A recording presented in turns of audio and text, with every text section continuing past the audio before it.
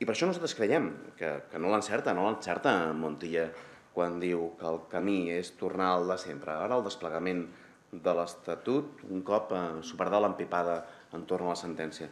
I s'equivoca en Mas, s'equivoca claríssimament, pensant que és una qüestió d'alternança i de reivindicació del concert.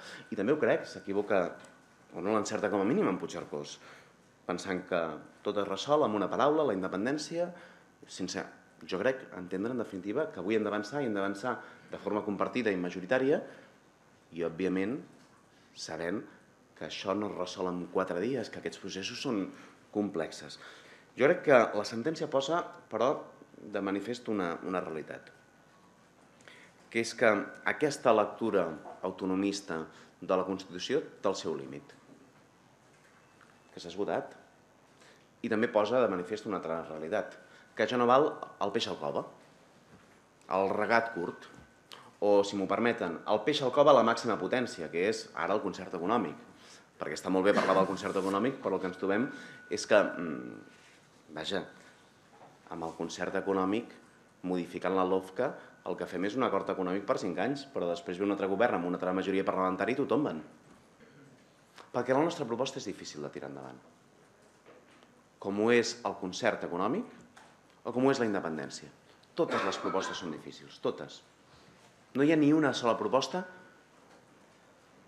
que no accepti la imposició del Constitucional que no sigui difícil.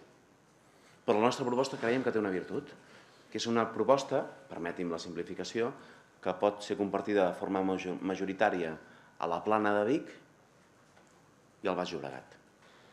El problema que tenim és que avui el conflicte, davant d'aquest repte, d'aquest parany, d'aquesta situació, l'hem de situar entre Catalunya i Espanya, i no dins de la societat catalana. Hi ha vegades que a Catalunya tenim molta tendència a situar els conflictes entre nosaltres. Ho sento, però ho haig de dir així de clar.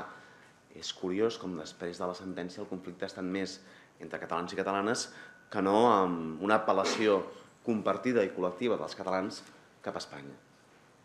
I ha tornat a succeir, ha tornat a passar.